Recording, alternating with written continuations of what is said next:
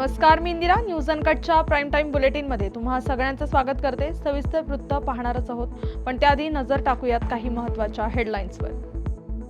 जालन्यात भुजबळ समर्थकांचा जल्लोष, फटाके फोडून आणि पेढे वाटून भुजबळ समर्थकांनी व्यक्त केला आनंद. शेतकऱ्यांच्या कर्जमाफीसाठी काँग्रेसकडून अमरावतीत भव्य ट्रॅक्टर मोर्चा. रवींद्र चव्हाणांची रायगडच्या राष्ट्रवादी काँग्रेस शरदचंद्र पवार पक्षाच्या जिल्हाध्यक्षपदी निवड.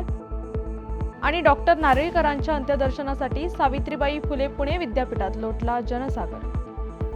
आता पाहूयात सविस्तर वृत्त. छगन भुजबळ यांचा पुन्हा एकदा मंत्रिमंडळात समावेश करण्यात आल्याने जालन्यात भुजबळ समर्थकांनी जल्लोष केलाय.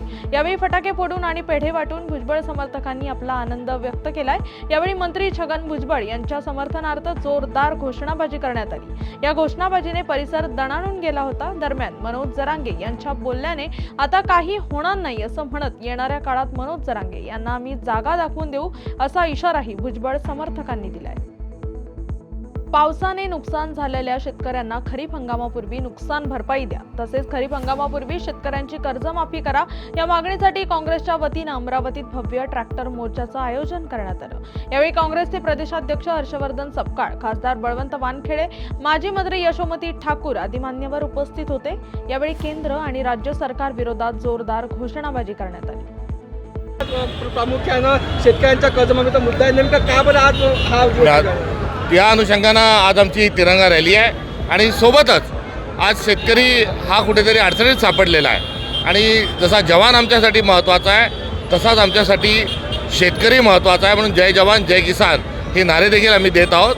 आणि याचाच औचित्य साधत असताना जे काही प्रश्न स्वाभाविक स्वरूपाचे निर्माण झालेले आहे याचं उत्तर हे सरकारने द्यावं ही देखील आमची अपेक्षा आहे. सध्या महाराष्ट्राच्या राजकारणामध्ये मोठे फेरबदल होताना दिसत आहेत. जयंत पाटील आणि जितेंद्र आव्हाड यांच्या उपस्थितीमध्ये रायगड जिल्हा अध्यक्षपदी रवींद्र चव्हाण यांची निवड करण्यात आली आहे. शरद पवार यांच्या उपस्थितीमध्ये रवींद्र चव्हाण यांनी काही दिवसांपूर्वीच राष्ट्रवादी काँग्रेस शरदचंद्र पवार पक्षामध्ये प्रवेश केला होता. मुंबई येथील पक्षाच्या कार्यालयामध्ये रवींद्र चव्हाण यांना रायगड जिल्हा अध्यक्षपदाचे नियुक्तीपत्र देण्यात आले. पक्षाने माझ्यावर मोठी जबाबदारी दिली असून पक्षाचे काम चांगल्या पद्धतीने पार पाडेन असे रवींद्र चव्हाण यांनी यावेळी बोलताना सांगितले. राष्ट्रवादी काँग्रेस शरदचंद्र पवार पक्षाच्या रायगड जिल्हा अध्यक्षपदी प्रदेश अध्यक्ष सन्माननीय जयंत पाटील साहेब व कोकण प्रभारी आमदार जितेंद्र आव्हाड साहेब यांनी माझी नुकतीच निवड केली. सर्व पक्षाच्या कार्यकारिणीचे व कार्यकर्त्यांचे मी मनपूर्वक आभार मानतो. जिल्ह्याच्या कार्यकारिणीमध्ये नवीन तरुण चेहऱ्यांना संधी देण्याचं काम ह्या महिन्यामध्ये पक्षाकडून केलं जाईल. काही ठिकाणी नवीन नियुक्त्या केल्या जातील तर काही ठिकाणी चांगलं काम करणाऱ्या तालुका अध्यक्षांना पुन्हा संधी दिली जाईल. ज्येष्ठ खगोलशास्त्रज्ञ डॉक्टर जयंत नारळीकर यांचे पार्थिव आज अंत्यदर्शनासाठी सावित्रीबाई फुले पुणे विद्यापीठात ठेवण्यात आले. यावेळी मुख्यमंत्री देवेंद्र फडणवीस, उपमुख्यमंत्री अजित पवार यांनी त्यांच्या पार्थिवाचे अंत्यदर्शन घेत त्यांच्या कुटुंबियांचं सांत्वन केलं. यावेळी डॉक्टर नारळीकर यांच्या भारतीय विज्ञान क्षेत्रातील योगदानाचे स्मरण करून त्यांना आदरांजली अर्पण करण्यात आली. धाराशिवच्या लोहरा नगरपंचायतीच्या हद्दीतील घनकचरा व्यवस्थापन प्रकल्प आणि पुरवठा गोडाऊन एकाच जागेवर उभारल्यामुळे शासनाच्या स्वतंत्र निधीचा अपव्यय झालाय असा आरोप करत शिवसेना ठाकरे पक्षाचे तालुका प्रमुख अमोल दत्तात्रय बिराजदार यांनी उपोषण सुरू केले. याची दखल घेऊन खासदार ओमराजे निंबाळकर यांनी लोहऱ्याला भेट दिली. यावेळी ओमराजे निंबाळकर यांनी त्यांच्या मागण्या ऐकून घेतल्या. त्यासोबतच घनकचरा प्रकल्प आणि पुरवठा गोडाऊन परिसराची पाहणी केली. या भेटीत खासदारांनी बिराजदार यांना आरोग्याची काळजी घेण्याचे सांगून निर्जळी उपोषण न करता पाणी पिऊन उपोषण सुरू ठेवण्याचा सल्ला दिला. बातमीपत्रात वेळ झाली आहे छोट्याशा विश्रांतीची. लगेचच परत येऊ. तोपर्यंत पाहत राहा न्यूज अनकट. ऐतिहासिक वारसा लाभलेला मराठा मुलूक महाराष्ट्र. या महाराष्ट्राला विविध रंगी छटा आहेत. साहित्य, कला, पर्यटन, नृत्य, भाषा, संत परंपरा अशा विविधतेने तो नटलेला आहे. हीच गौरवशाली विविधता जपत स्वरंग मराठी केवळ महाराष्ट्राच्या सांस्कृतिक संहितेपुरते मर्यादित न राहता समकालीन नवकल्पनांवर आधारित कार्यक्रमांद्वारे मराठी मनोरंजन विश्वात स्वतःची एक अनोखी जागा निर्माण करत आहेत. मराठी मनोरंजन क्षेत्रातील उत्तम दिग्दर्शक, लेखक आणि निर्मात्यांच्या प्रतिभेचा पुरेपूर वापर करून मनोरंजनाचा आगळा वेगळा रंग उधळण्यास आम्ही सज्ज आहोत. स्वरंग मराठीचे उद्दिष्ट मराठी मनोरंजन क्षेत्रामध्ये मनोरंजनाची वहिवाट सोडून, रूढिवादी पद्धती तोडून मनोरंजनाचा समृद्ध अनुभव प्रदान करून देण्याचा आहे.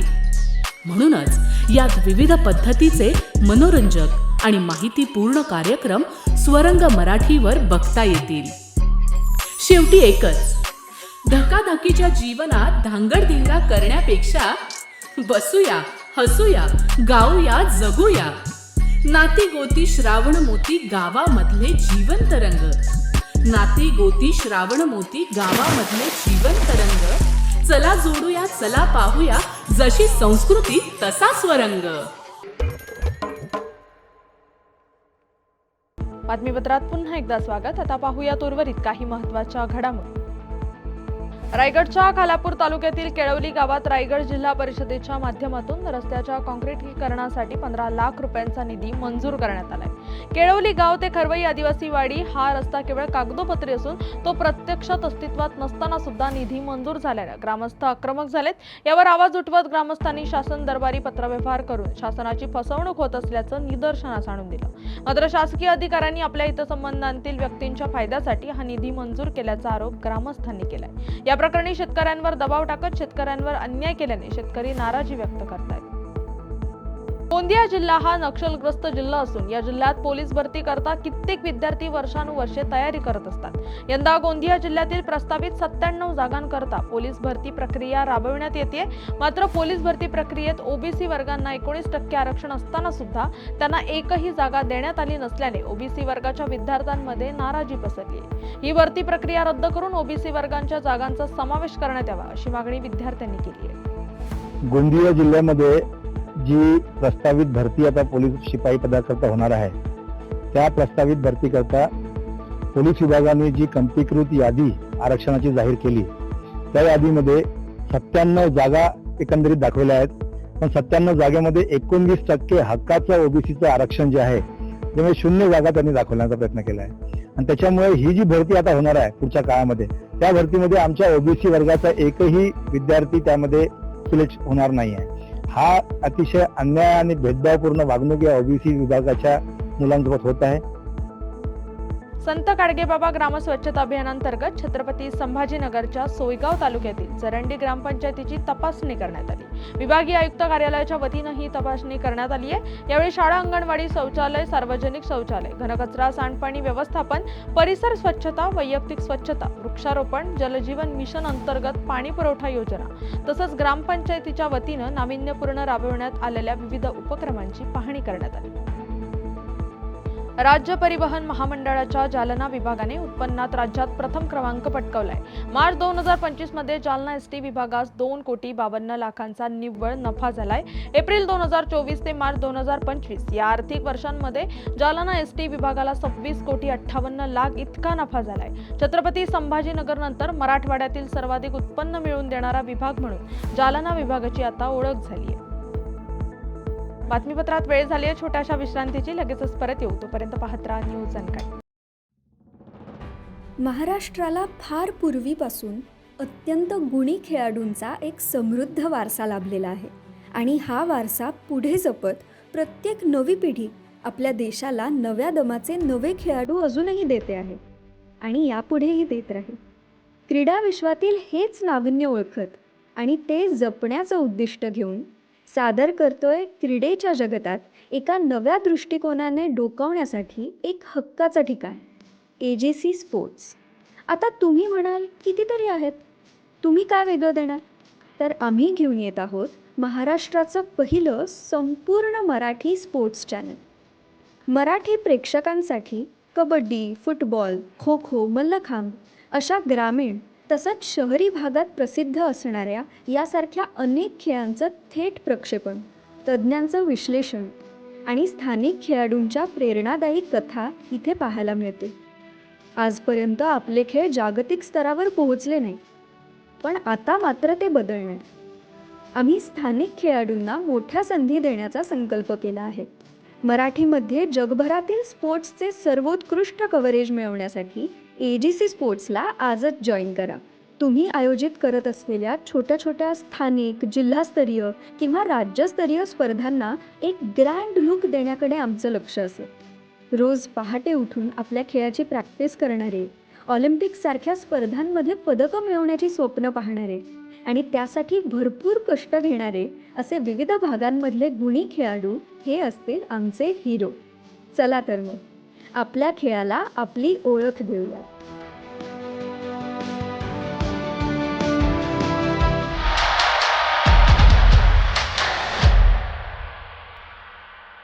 बातमीपत्रात पुन्हा एकदा स्वागत. आता पाहूयात उर्वरित काही महत्त्वाच्या घडामोडी. पुण्यातील कोंढवा बुद्रुक येथे उच्च न्यायालयाच्या आदेशानुसार पुणे महानगरपालिकेच्या अतिक्रमण विभागाने कारवाई करत अवैध बांधकामांवर बुलडोझर चालवला. या कारवाईमध्ये 4 2 मजली घरे आणि 5 2 मजली पत्र्याचे शेड जमीनदोस्त करण्यात आले. काल रात्री उशिरा नोटीस देऊन आज सकाळीच कारवाई सुरू करण्यात आल्यानं स्थानिक नागरिकांनी तीव्र संताप व्यक्त केलाय. या संदर्भात प्रशासनानं ठोस भूमिका घेत आम्हाला योग्य तो न्याय दिला जावा अशी मागणी नागरिकांकडून करण्यात आली आहे. 2011 साली आमचे घर आम्ही 7-12 किलो होते आणि आमचे सगळे इथे 10 परिवार राहत असते. ते 10 परिवाराचे कम से कम 80 से 90 लोक असते. ते मुले बी हे बारके मुले, मोठे मुले. त्याच्यामुळे इन्होंने काय केले, शेर खान म्हणून एक गुंडा असतो, शेरू म्हणून एक गुंडा असतो. तिने कॉर्पोरेशनला पैसे खिलाले, पोलिसाला काय दिलं काय नाही ते आम्हाला माहिती नाही आहे. आणि हमारे पास पेपर आहे सगळे, पुरावा बी आहे, आधार कार्ड आहे, वोटिंग लिस्ट आहे. त्याच्यामुळे बी आम्हाला सगळ्यांचे घर पाडले साहेब इन लोकांनी. आम्ही कुठे जाऊ, काय करू. 10 घर आहे साहेब, 10 घर आहे. 2 मंजिलाचे किती आहे? 2 मंजिलाचे 5 घर होते आणि 1 मंजिलाचे पत्र्याचे 5 घर होते. किती लोक राहतात? ते आज 80 से 90 लोग रहते. तुम्हाला नोटीस मिळाली का? नोटिस नहीं मिलाली. रात्रि आधी रात नोटिस का भी मिला अपने को. 7 बजे रात्रि नोटिस मिला आणि सकाळी ते कारवाई केली इन लोकांनी. छत्रपती संभाजीनगरच्या अजिंठा घाटात वळणावर 2 माल वाहतूक ट्रकचा अपघात झाला. या अपघातात ट्रक कठडे तोडून 200 फूट दरीत कोसळला. सुदैवानं दैव बलवत्तर म्हणून ट्रकमधील चालकासहित वाहक बचावलेत. जखमी झालेले चालक तसेच वाहकांना उपचारासाठी दवाखान्यात दाखल करण्यात आले. भंडारा जिल्ह्यात काल दुपारी वादळी वाऱ्यासह जोरदार पावसाने हजेरी लावली आहे. यात भंडाऱ्यातील रावणवाडी या निसर्ग पर्यटन स्थळी मोठ्या प्रमाणात वृक्ष कोलमडले. 500 पेक्षा अधिक वृक्ष या वादळी वाऱ्यानं उन्मळून पडल्यानं वन विभागाचे मोठ्या प्रमाणात नुकसान झालंय. वादळी वाऱ्यानं रावणवाडी पर्यटन स्थळ अक्षरशः उद्ध्वस्त झालंय. याचाच आढावा घेतलाय आमचे प्रतिनिधी नितीन कुथे यांनी. भंडारा जिल्ह्यात काल सायंकाळी अचानक आलेल्या वादळी पावसामुळे मोठ्या प्रमाणात शेतीचे नुकसान झालेले आहे. तसेच घरांचे छप्पर उडालेले आहेत. तर काही ठिकाणी मोठ्या प्रमाणात वृक्ष कोलमडून पडलेले आहेत. आपण सध्या भंडारा नेहमी पर्यटकांनी गजबजलेल्या रावणवाडी या ठिकाणी आहोत. नेहमी इथं पर्यटकांची रेलचेल असते. मात्र उन्हाळा असल्यामुळे पर्यटक संख्या कमी होती आणि या ठिकाणी आपण बघू शकता इथं असलेले दुकानं, झाडं मोठ्या प्रमाणात त्यांचं नुकसान झालेलं आहे. या ठिकाणी मोठ्या प्रमाणात पर्यटक या झाडांच्या खाली स्वयंपाक करत असतात, आपल्या निसर्गाचा आनंद लुटत असतात. मात्र सध्या इथं सर्वीकडे वृक्ष कोलमडून पडलेले आहेत. इथं पर्यटकांसाठी असलेले झुले तुटलेले आहेत.